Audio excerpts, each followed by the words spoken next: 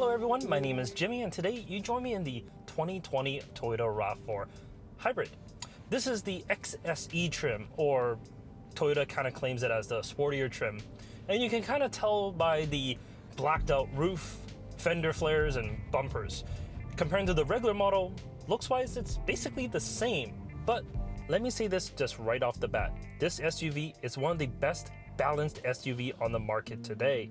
Sure, the CX-5 is sportier and the CR-V, well, has bigger overall cargo space and the doors open wider. Or even the Cherokee, it can tackle off-road situations. But the RAV4 Hybrid gives you everything that you really need in an SUV in a complete package. Allow me to explain. As I mentioned, this particular example is the XSE trim. So it is a little bit sportier than the rest. Personally, I'm a bigger fan of the off-road variants that the RAV4 gives you, like the Adventure, TRD, or Trail mode. As looks are subjective, I'll let you decide what you like more in the comment section down below. SUVs used to be designed for going off-road. However, nowadays, it's more designed to haul you and your family around. And the most important part is making sure that the trunk is big enough for a grocery run. The low floor is actually decently low, and the trunk area is quite large at 37.4 cubic feet. And if you fold the rear seats down, it expands out to 69.8 cubic feet. This is plenty of space for a family of 3 or 4. Any more, you should probably take a look at the Highlander instead. Moving to the back seat, the XSE has some great soft tech seats with blue stitching across. It's decently grippy and allows for easy cleanup if needed. On the limited trim, you can even get heated rear seats, but sadly, not in this particular example. While the rear seats are wide enough to fit 3 across, there is a small bump in the center here that shouldn't bother the occupant too much as it is pretty shallow, but it is something you'll notice. Those of you with kids would be happy to know there are 2 pairs of latch seat anchors on either side. However, not in the center, something that the CR-V does offer. As for the front seats, we get the same soft tech seating surfaces and heated seats, which are always nice. If you opt for the limited trim, it can be cooled as well. The bolster on these seats are ample for a typical SUV, and there's even adjustable lumbar support to really suit your needs. Directly in front of the driver, we have a semi-digital cluster. Similar to those found in other Toyota products, we have the typical analog dials on the outside and a 7-inch digital display in the center that can show either analog or digital speed readout.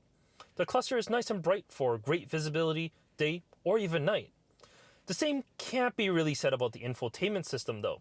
While the 8-inch infotainment system is very nice compared to the base 7-inch model, it doesn't have the best contrast ratio. Colors are a little bit washed out, so it can be a little hard to see on those bright sunny days. What I do like though is a row of buttons flanking the sides of the screen. It allows for easy access for all the common features like menu, seek, track. What's new for 2020 is Android Auto. So no matter if you're Team Apple or Team Android, you'll now be able to connect to your vehicle with ease. Something that may or may not bug you, it's this volume knob. Yes, I love that there's a volume knob, but it's not stepped. So when you turn it, there's no click with each turn. But the tuning knob, it is stepped, so it's kind of weird. This may be just me, but it's something I thought I'd share. A little bit lower, we have the climate control. These big, beefy rotary knobs here allow you to control the temperatures with ease, and it's very nicely laid out. I love the Eco Heat and Cool function. It's able to detect if there's a passenger here. And when there is, it'll allow for heating and cooling for the passenger side as well. Just as easy to use are the drive modes. Press a button for normal, turn for eco, and then turn the other way for sport. These buttons do change how the drivetrain responds to throttle, as well as the all-wheel drive system. Speaking of the all-wheel drive system, unlike traditional all-wheel drive systems, this is done remotely. The back wheels and the front wheels have no direct connection, but rather it has a 54 horsepower, 89 pound-feet of torque electric motor that propels those rear wheels. In total, with the engine, the motors, it turns out 219 horsepower, which is more than enough to propel this RAV4 from 0 to 60 in 7.5 seconds, or about half a second faster than the gas-only model. On the road, the RAV4 is exactly how you envision any typical SUV to drive. It's nice and quiet, it's smooth, and it's actually a decently good ride. The XSE has what they call a sport suspension. Honestly, don't feel it. It's not that sporty and it's not super stiff, which is actually a good thing because, well, no one's buying a RAV4 as a Canyon Carver or anything like that. So the softer the suspension, the better it may be. I did notice though on rougher pavement, it is a little bit choppy. So if you're going to be buying one, go for a test drive, take a look, and see exactly how it will do on your roads. As mentioned when I was talking about the interior, there are a few drive modes. And there's also a trail mode that's here as well. Give that a press and, well, you're ready for the trails. Although, I don't suspect a lot of RAV4 owners would actually use that button or take their RAV4 hybrid off-road. But it's capable. It actually has 8 inches of ground clearance and it should be actually half decent when going off-road. And when you're on the road, well, it has plenty of safety features to keep you in check as well.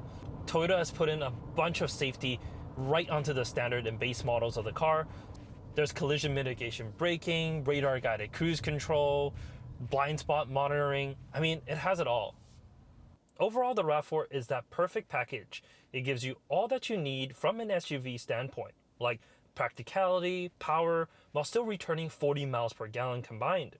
It may not be the best at one single category, but it's surely the best overall, and that's really what makes the RAV4 a winner.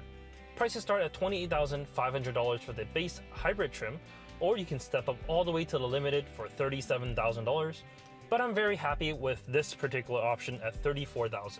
The XSE, all that you need in one complete package. In any case, thank you so much for watching this video. Like the video if you do, subscribe if you want to see more. If you have any comments about the RAV4 or the video, let me know in the comment section down below, and we'll catch you next time. Take care.